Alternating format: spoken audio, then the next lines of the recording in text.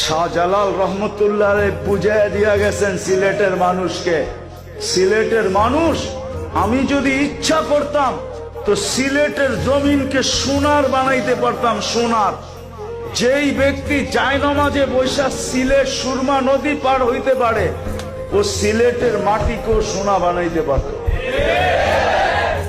উনি বলছেন এইখানে বানায় কি লাভ হবে, এইখানে বানাবো না, জান্নাতে যায় বিল্ডিং সোনা দিয়া বানাবো।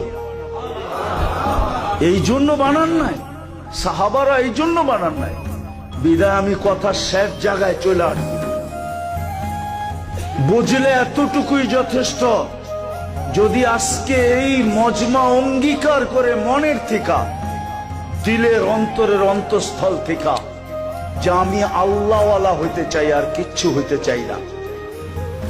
কি চান আল্লাহওয়ালা হইতে? কে কে চান দেখি?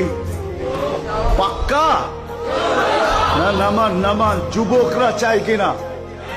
আরে যুবক, আল্লাহওয়ালা হইয়া দেখো, মজা কি।